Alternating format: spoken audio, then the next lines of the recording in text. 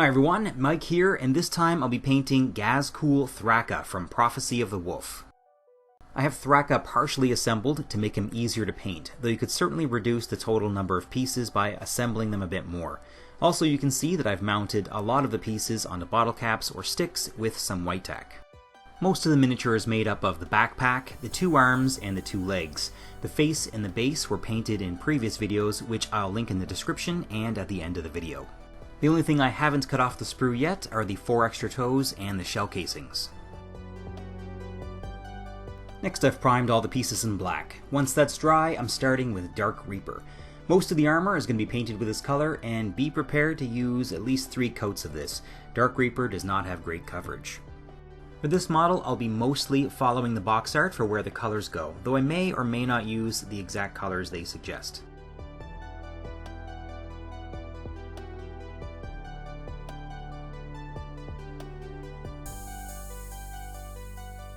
Next, I'll be painting some of the details and some of the armor with a dark orange. I don't own a dark orange, so I'm mixing a little bit of Mephiston Red into AVERLAND Sunset. This is going over 2 of the armor plates on the claw hand, and I'm also painting a stripe down the left knee, as well as the raised symbols on the armor.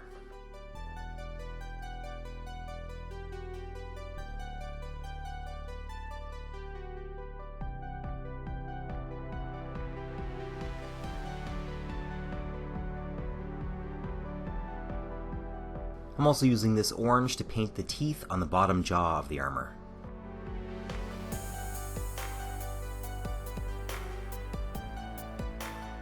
After 2 layers of this color, I'm then switching to a slightly brighter orange, Wild Rider Red, and giving everything 1 more layer.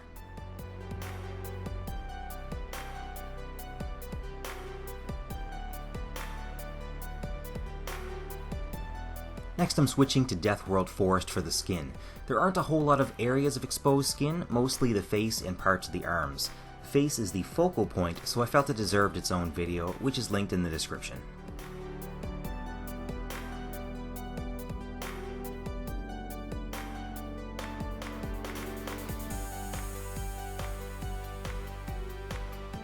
For all of the fabric, I'll be using Steel Legion DRAB. Thraka is wearing pants, a vest, and a sheet of fabric that's hanging in the front.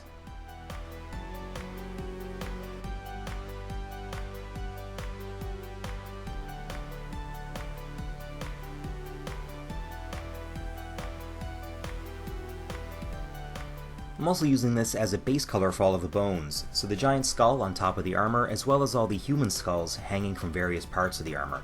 I'm also using it on the horns, and there's a set of bone teeth on the inside of the claw hand.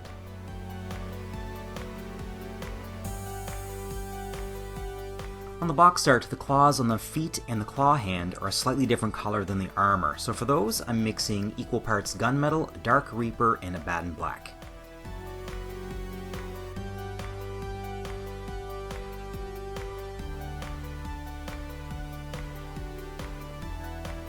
Now for all the metal surfaces that are textured, and pretty much everything else that's left on the main body, I'm using pig iron, which is pretty much identical to Leadbelcher from Games Workshop.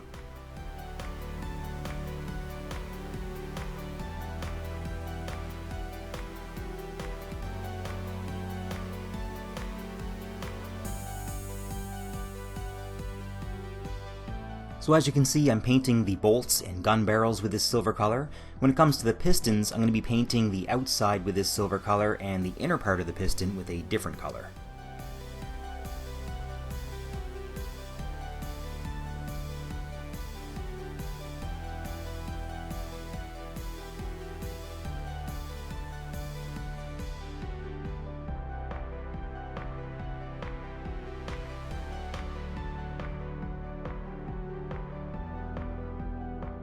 Next, I'm using a brassy gold color mixed with just a bit of silver.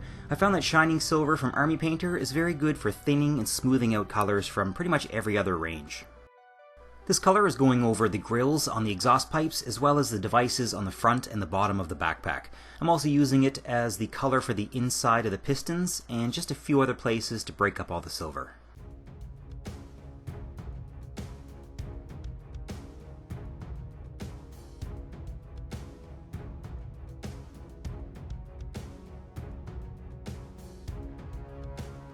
The last metal color I'm using is bright bronze, and this is for all the shells in the guns and the exposed wires on the large cables. This is also the color I used for the shell casings on the base.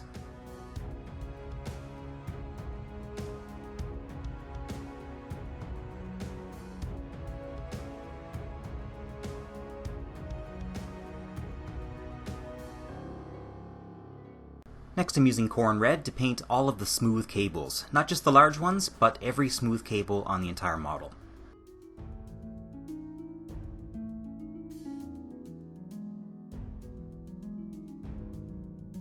For all of the ribbed cables, I'm using Mechanicus Standard Gray. I'm also using this color on the lamp that's attached to the backpack.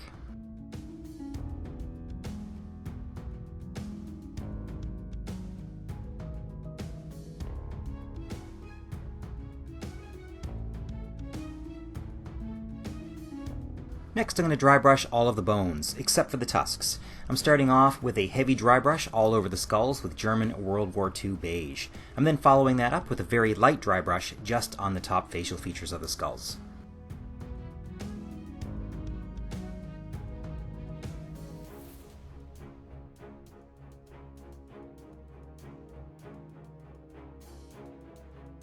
For small bones, like the ones on the necklace and the inside of the claw hand, I'm switching to a small brush and painting these colors on normally.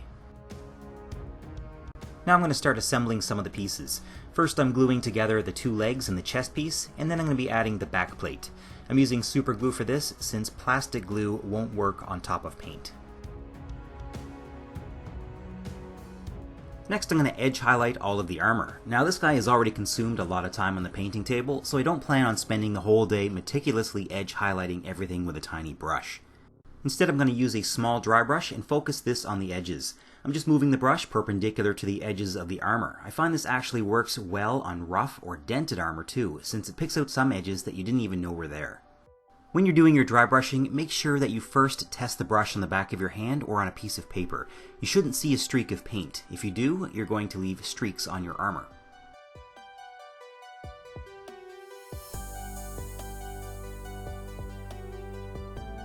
For all of the orange details in armor, I'm using pure AVERLAND Sunset, and I'm doing the same thing.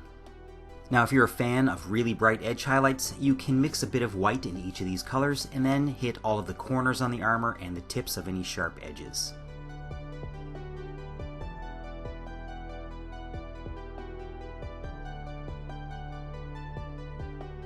Next I'm going to shade and highlight the brown fabric, focusing on the thighs and the loincloth. All of the brown fabric is getting a layer of Agrax Earthshade.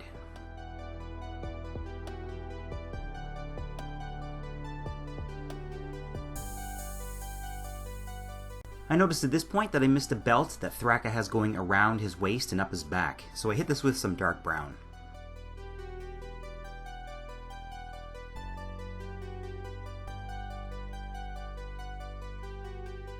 Next I'm going to highlight the top of the thighs and the raised edges using stippling. I've thinned down some Steel Legion drab, dipped in a crappy frayed brush, and wiped off most of the paint, just like you would for a dry brush. Then I'm dabbing the raised areas with the brush. After a couple passes with this color, I'm switching to Zandri Dust and doing the same thing, but I'm stippling with a smaller brush over a smaller area, just the very top of the thighs and the top of the folds in the fabric.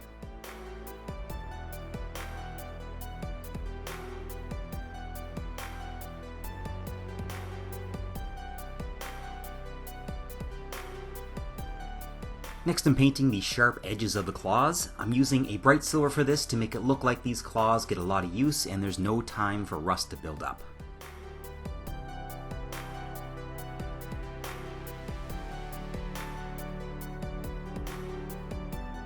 At this point we can assemble the entire miniature without blocking any areas that need to be painted. I did leave off a few pieces, though in hindsight I could have attached all of them without any problems. For the next part, I'll be using two washes on the metal areas. The first is Nuln Oil Gloss, and I'm using this on all of the metal except on the feet and the exhaust pipes. This wash creates deep shadows and doesn't tint other colors like a matte wash does.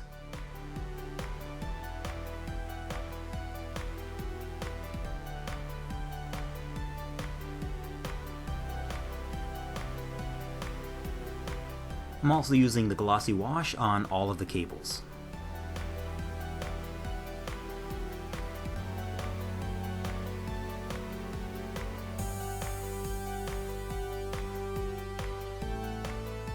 Before I add the final wash, there's a few details that I want to finish first.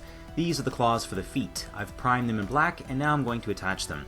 Then I'm painting them using the same mix of black, dark reaper, and gunmetal as the other claws.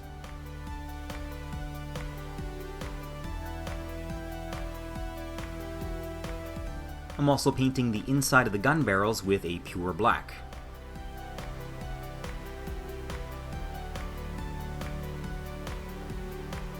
And finally, I'm using a dark brown to paint the ropes that hold the skulls onto the armor.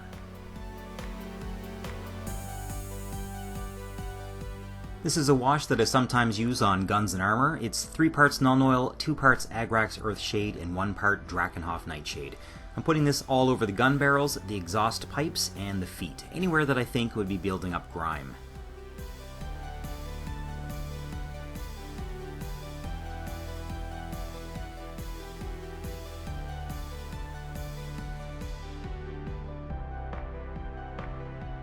Once those areas are dry, I'm going to lightly dry brush them with shining silver.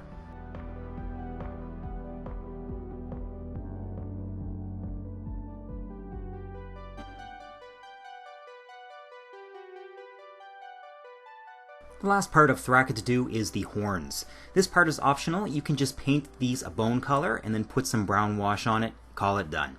But if you want to work on your wet blending, horns are one of the easiest things to practice on.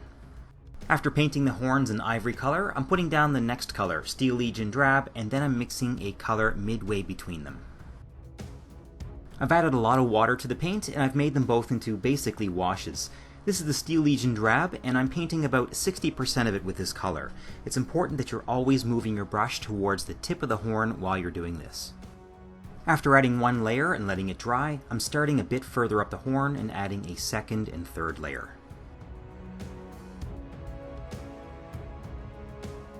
Now I'm adding the next color. This one is Rhinox Hide, and just like before, I'm mixing a midway color and adding a lot of water. So what am I doing with these midway colors? If you notice that a shift from one color to the next is too harsh, then you can use the midway color to smooth the transition. So for instance, right here, I noticed that the change from light brown to dark brown happens too quickly. So I grab some of the midway tone and add paint over the spot where the two colors meet. And you don't need to wait for the paint to dry for this part. Just like before, I'm going to add a second and third layer of the dark brown, and each time I move a little further up the horn.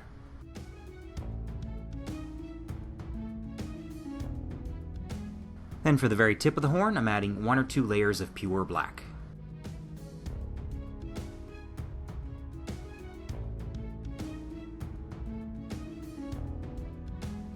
The very last step is to add a layer of brown wash to the horns, thinned down with an equal amount of water.